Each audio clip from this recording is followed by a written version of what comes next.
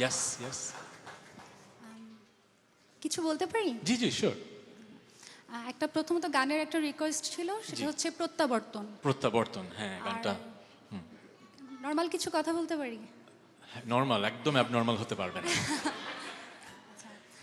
আপনার গান যতটা আমাদেরকে আসলে শান্তি দেয়, পাশাপাশি আপনার কথা ততটা শান্তি দেয়। আমার প্রচণ্ড অ্যাংজাইটি ইস্যু, প্যানিক অ্যাটাক হতে থাকে। তো যখন আমি খুব স্ট্রেসে পড়ে যাই, আমি আপনার ইন্টারভিউগুলো দেখি। আপনি স্টেজে দাঁড়িয়ে দাঁড়িয়ে যখন কথা বলেন, মানে খুব একটা মেডিটেটিভ একটা ব্যাপার কাজ করে। মানে আপনি আমাদের জেনারেশনের জন্য যতটা গায়ক হিসেবে আমাদের মনে জায়গা নিয়েছেন, ততটাই সৌম্য, শান্ত, মানে ভদ্রতার একটা উদাহরণ। মানে আমাদের জেনারেশনের জন্য আপনি একজন মাইল ফলক। মানে আমি অন্তরের অন্তঃস্থল থেকে আপনাকে প্রচণ্ড শ্রদ্ধা করি। মানে একটা মানুষ একটা এত ভালো গায়ক হওয়ার পাশাপাশি একজন এত ভালো মানুষ কি করে হয়? Of course of course. ভক্ত হিসেবে তো আমি ভালো কথা শুনবই, এই জন্য আমার ধন্যবাদ আমি দেব না, কারণ আপনি ভালোবাসার জায়গা থেকে যেভাবে আমাকে কথাগুলো দিলেন, আমি ভালোবাসা দিয়ে কথাগুলো নিলাম। কিন্তু একটা কথা আমি নিলাম না, ভালো মানুষ আসলে কে, সংজ্ঞাটা কি? অনুভূতির অভিধান একটা বই আছে, গত বছর রিলিজ পেয়েছে, ওখানে আমি একটা চ্যাপ্টার লিখেছি অনুশোচনা। ওটা যদি পড়েন তাহলে দেখবেন যে আমি একভাবে ভালো মানুষের একটা সংজ্ঞা দিয়েছি। কিন্তু আমরা এই রুমে যারা আছি, পৃথিবীতে যারা আছি, সবাই কিন্তু ভালো মন্দের একটা মিশেল। কিন্তু কিছু মানুষের ভালোর পাল্লাটা বেশি এবং কিছু মানুষের হয়তো খারাপের পাল্লাটা বেশি। কিন্তু ভালো খারাপের মাঝে যে বিভেদটা আমি কিভাবে করি, ওই গল্পে লেখা আছে যে কিছু মানুষ একটা কোনো কিছু খারাপ করার পরে অনুশোচনায় ভোগে, তার বিবেকে এক ধরনের দংশন হয়, ওই যে অনুভূতিটা। যে মানুষ ওইটা ফিল করে তারই হয়তো ভালোর পাল্লাটা বেশি। কিন্তু একজন মানুষ যখন খারাপ কাজ করে তার কোনো অনুশোচনা হয় না, তাকে তখন আমরা হয়তো বলি মানুষটা আসলে দিনের পর দিন খারাপ করে যাচ্ছে, তার কোনো অনুশোচনা হচ্ছে না, তখন সে হয়তো খারাপ। সেই নিক্তিতে যদি দেখি তাহলে হয়তো আমি ভালোর দিকে একটু বেশি। কিন্তু আপনি যেভাবে ঢালাওভাবে আমাকে ভালো বলছেন তা কিন্তু না, আমার মাঝে অনেক মন্দ গুণ আছে। এখন প্রবলেম যেটা হয়, কারো যখন একটা ব্যাড বয় ইমেজ থাকে, অনেক রকস্টারের ব্যাড বয় ইমেজ, সে কিন্তু অনেক কিছু অনেকভাবে করে ফেলতে পারে। কিন্তু যার একটা গুড বয় ইমেজ থাকে, তার ঝামেলাটা হচ্ছে তার সব কিছু করার আগে চিন্তা করতে হয়। তার এটা যে কত বড় একটা ভার, এটা এটা কিন্তু চিন্তার বাইরে। সো যতবার আমার ভক্ত শ্রোতারা আমাকে ভালোবেসে এই কথাগুলো বলে, আমার কিন্তু ভারটা বেড়ে যায়, আমি আর ভার বাড়াতে চাচ্ছি না। সো আমি খুব সাধারণ একজন মানুষ, আমি ভালো খারাপের মাঝখানে একটা মানুষ। কিন্তু আপনার ওই কথাটা আমি নিব। আমি যেহেতু অনেক বছর শিক্ষকতা করেছি, আমি তো কথা বলতে ভালোবাসি, আমি কথা বলি এবং আপনারা আমার কথা ভালোবাসেন, এটা আমি বুঝি। কিন্তু এই কথাটাও সত্য, প্রতিটা কথার কিন্তু ওজন আছে। আর এখন এমন একটা সময় আমরা দাঁড়িয়েছি, এই কথার ওজন শুধু আজকের জন্য না, এই কথার ওজন কিন্তু 20 বছর পরের জন্য।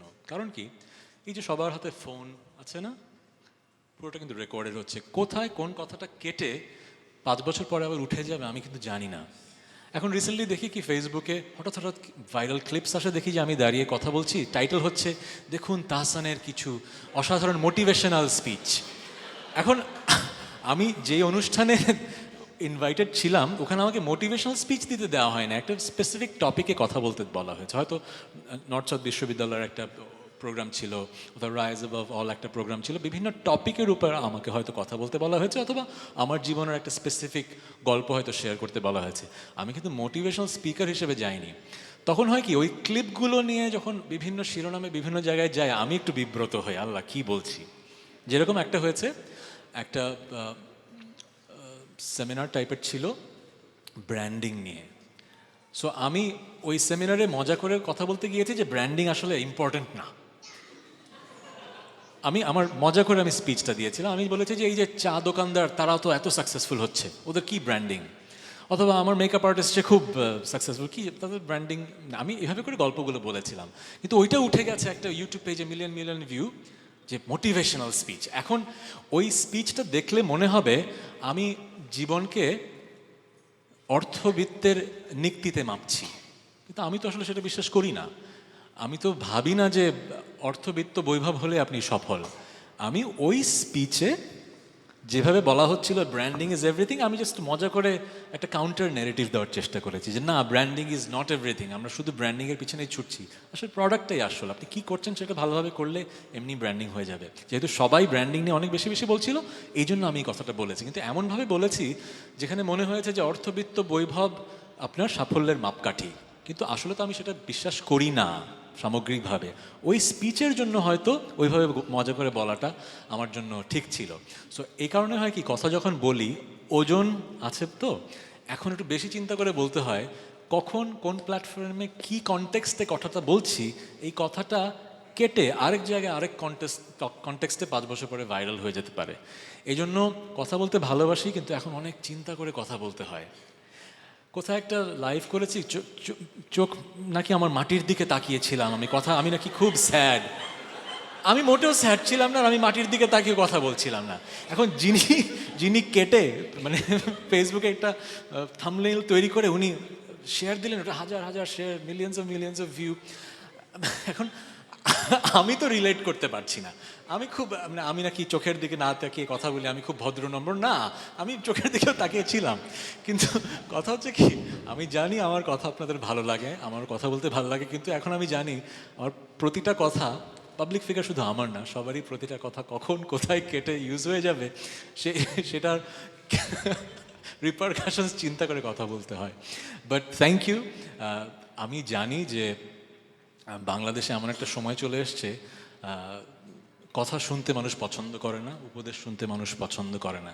তার মাঝেও যে আপনারা আমার কথা পছন্দ করেন, আমাকে ভালোবাসেন, এটা যে কত বড় ব্লেসিং।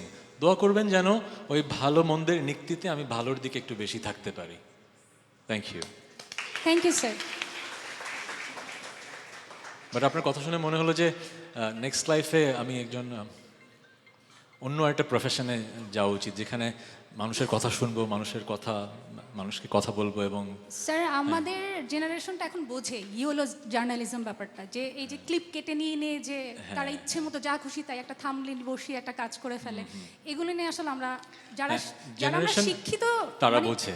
হ্যাঁ, আসলে অতটা শিক্ষিত না, মানে যারাও বুঝি তারা এখন বুঝি যে আসলে জিনিসটা তাদের একটা পোর্টাল, একটা কিন্তু সামগ্রিকভাবে পুরো দেশের কথা চিন্তা করলে সবাই এখন হ্যাঁ সেটাও একটা ব্যাপার। Thank you. Thank you, আপনার sir. রিকোয়েস্টটা কি গান ছিল? প্রত্যাবর্তন। গান করবো? Thank you sir.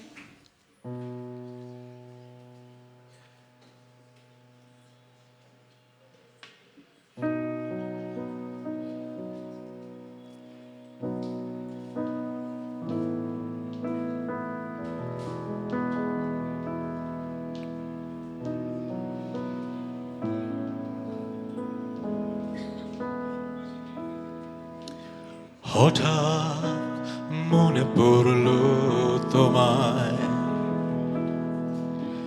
মনে পড়ে গেল সেই ছেলে মানুষই হারিয়ে গেছে কোথায়। হঠাৎ আজ মনে পড়লো তোমায়, এই আমি কতবার সেই তোমার প্রেমে পড়েছি। মনে আছে কি তোমার? আর ঠিক ততবার বৃষ্টির গান লিখেছি, পিয়ানোতে সুর তুলেছি, হৃদয় জুড়ে গেছি। তাই আবার ফিরে যাই, তাই আবার ফিরে যাই।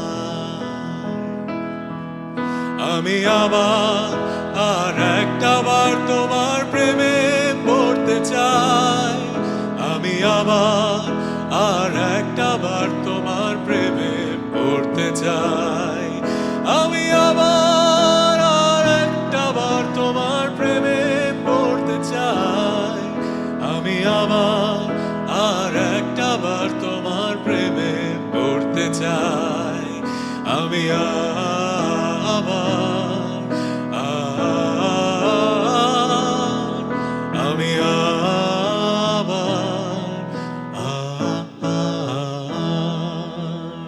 Thank you. সময় একটু কম তো, অর্ধেক অর্ধেক করে সব গান গিয়ে ফেলি, জানেন।